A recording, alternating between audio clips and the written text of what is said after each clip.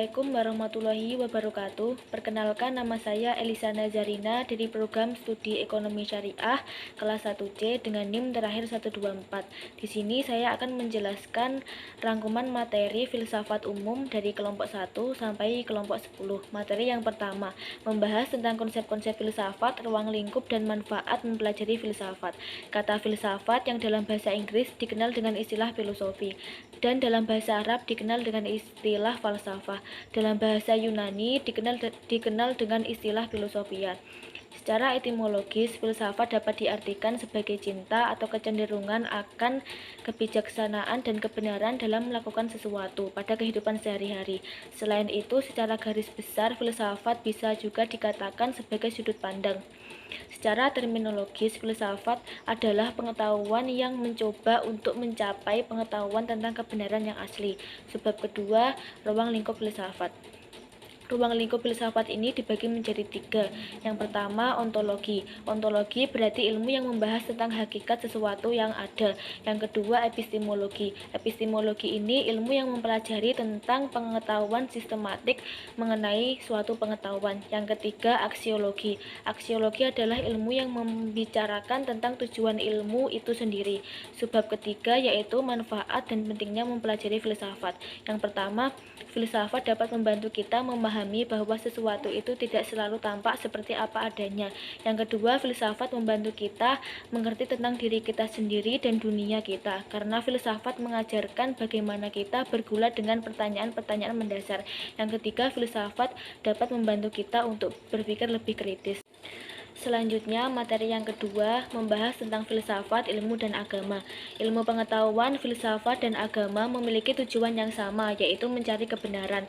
Ilmu pengetahuan mencari kebenaran tentang alam dan manusia dengan metodenya sendiri, sedangkan filsafat menyampaikan kebenaran dengan menualangkan akal budi secara radikal dan integral. Agama memberikan jawaban atas persoalan asasi, yaitu asasi yang dipertanyakan manusia atau tentang Tuhan. Keduanya berasal dari sumber yang sama, yaitu akal, budi, dan rasio manusia. Sedangkan agama bersumberkan pada wahyu Allah Subhanahu wa Ta'ala. Kebenaran ilmu pengetahuan adalah kebenaran yang bersifat positif, sementara kebenaran filsafat adalah kebenaran yang bersifat spekulatif. Kedua-duanya nisbi atau relatif, tetapi kebenaran agama bersifat mutlak karena agama adalah wahyu yang diturunkan oleh Zat yang Maha Benar, Maha Mutlak, dan Maha Sempurna, yaitu Allah Subhanahu wa Ta'ala. Selanjutnya, materi yang ketiga membahas tentang filsafat, ilmu, dan agama. Di sini saya akan menjelaskan mengenai filsafat, ilmu, dan agama dari segi objek, metode, dan pendekatan sumber dan sifat kebenaran. Yang pertama, filsafat, ilmu, dan agama dari segi objek. Ini mencakup yang pertama, objek materi dari filsafat. Ini yang bersifat sangat umum, tidak mencakup kejadian dan mencakup nilai-nilai. Yang kedua, ada objek formal dari filsafat. Ini adalah sudut pandang yang menyeluruh secara umum sehingga dapat menemukan hakikat dari objek materialnya. Yang ketiga, objek material ilmu. Ini adalah sasaran materi suatu penyelidikan, pemikiran, atau penelitian ilmu. Yang keempat, ada objek agama, meliputi eksistensi Tuhan, manusia, dan hubungan antara manusia dan Tuhan. Yang kedua, ada filsafat, ilmu, dan agama dari segi metode. Metode filsafat dibagi menjadi 2, yaitu yang bersifat umum seperti analisa, sintesa, deduksi, dan induksi. Yang kedua bersifat khusus, yaitu metode yang hanya digunakan dalam ilmu filsafat. Yang ketiga ada metode ilmu, yang keempat ada metode agama. Ini merupakan kumpulan cara-cara mengabdi kepada Tuhan yang terkumpul dalam kitab suci. Yang ketiga, filsafat, ilmu, dan agama dari segi pendekatan. Pendekatan filsafat bersifat mendalam, dalam arti pembahasan yang dilakukan sampai ke akar permasalahannya. Pendekatan ilmu meliputi pendekatan deduktif, induktif, rasionalisme, sedangkan pendekatan agama mencakup pendekatan sosiologis. Yang keempat, filsafat, ilmu, dan agama dari segi sumber dan sifat kebenaran. Kebenaran ilmu pengetahuan bersifat pragmatis, kebenaran agama bersifat mutlak, dan kebenaran filsafat bersifat subjektif. Selanjutnya, materi yang keempat membahas tentang istilah dalam filsafat. Istilah khazanah dalam filsafat. Yang pertama ada absolut, yang berarti tidak terbatas atau mutlak. Yang kedua ada abstrak, berarti tidak terbentuk atau tidak terwujud. Yang ketiga ada agnotisisme, merupakan paham yang mempertahankan pendirian bahwa manusia itu kekurangan informasi. Yang keempat keempat ada aksiologi, merupakan salah satu cabang filsafat yang mempelajari nilai atau norma terhadap ilmu. Yang kelima ada aksioma, merupakan kebenaran yang terbukti dengan sendirinya tanpa perlu pembuktian. Yang keenam ada aktualisme, merupakan paham tentang kebenaran yang benar ada dan sesungguhnya. Yang ketujuh ada egoisme, merupakan tindakan yang selalu disebabkan oleh keinginan untuk menguntungkan diri sendiri. Yang kedelapan ada estetika, merupakan ilmu yang membahas tentang seni dan keindahan. Yang ke-9 ada realitas, dan yang ke-10 ada variabel, yang ke-11 ada metafisika, dan yang ke-12 ada epistemologi. Materi selanjutnya yaitu materi yang kelima yang membahas tentang periodisasi sejarah filsafat. Periodisasi sejarah filsafat ini dibagi menjadi 4 periode. Yang pertama, periode sejarah filsafat pada zaman kuno.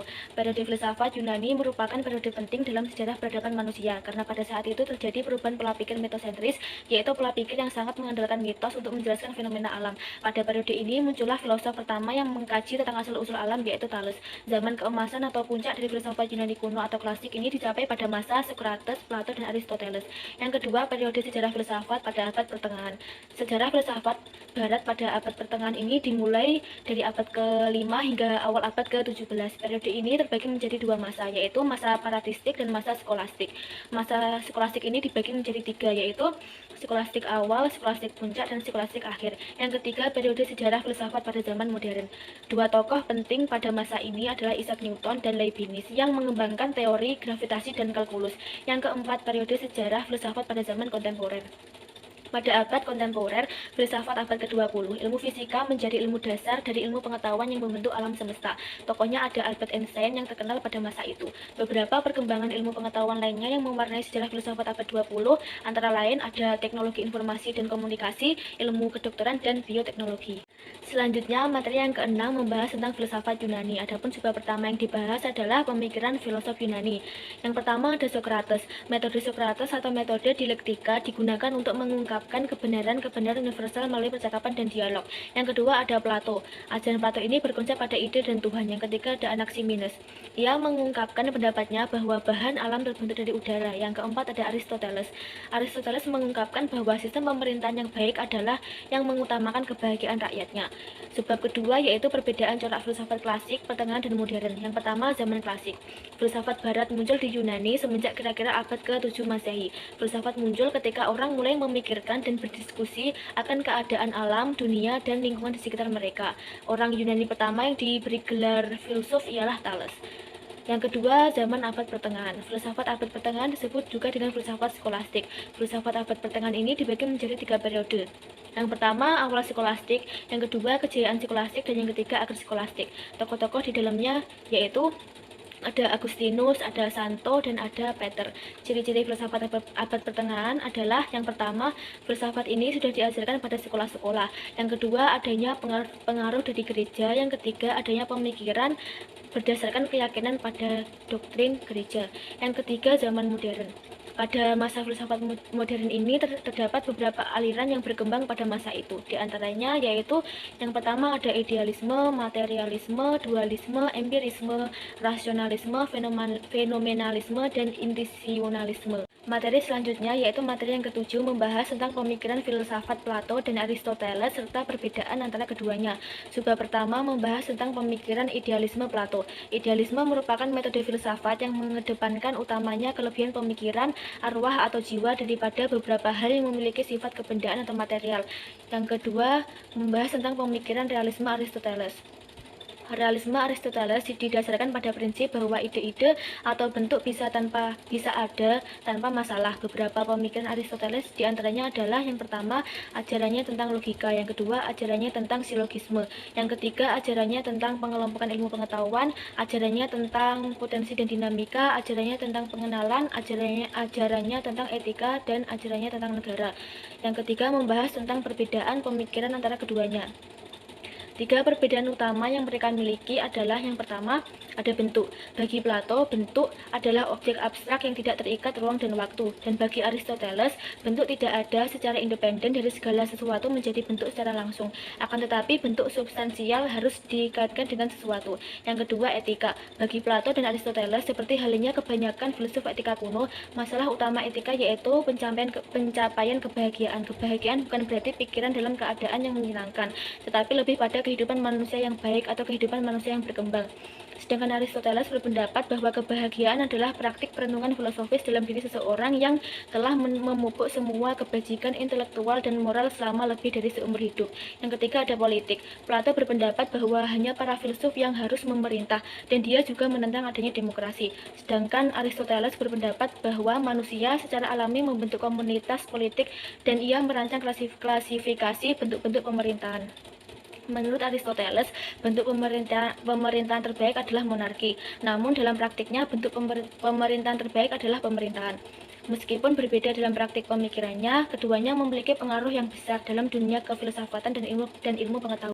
Materi selanjutnya yaitu materi 8 yang membahas tentang sikap para tokoh gereja terhadap pemikiran filsafatnya. Tokoh gereja atau bapak gereja adalah teolog dan pujangga Kristen yang memainkan peran penting dalam pembentukan intelektual dan doktrin kekristenan pada zaman patristik, sekitar abad pertama hingga pertengahan abad ke-8. Mereka berperan saat kekristenan sedang berkembang menjadi agama negara kekaisaran Romawi.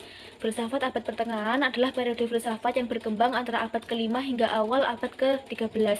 Filsafat abad pertengahan didominasi oleh agama dengan pemikiran yang didasarkan atas agama sehingga bersifat teosentris. Tokoh yang terkenal pada saat itu ada Agustinus. Ia adalah seorang pujangga gereja dan seorang filsuf besar yang menciptakan tradisi filsafat Kristen yang berpengaruh besar pada abad pertengahan. Ia menentang aliran skeptisisme dan menyatakan bahwa Allah menciptakan dunia ex nihilo, artinya tanpa menggunakan bahan. Filsafat patristik mengalami kemunduran sejak abad ke-5 hingga abad ke-8 di Barat Timur. Tokoh-tokoh dan pemikir-pemikir baru dengan corak pemikiran yang berbeda dengan masa patristik. Selanjutnya, materi yang ke-9 membahas tentang kontribusi Islam dalam pemikiran Barat modern. Sebab pertama yang akan dibahas yaitu corak pemikiran filsafat Islam. Ini dibagi menjadi 3. Yang pertama, corak filsafat paralletik. Yang kedua, corak filsafat isroki. Dan yang ketiga, corak filsafat mutakliyah. Sebab kedua membahas tentang kontribusi Islam dalam pemikiran Barat modern.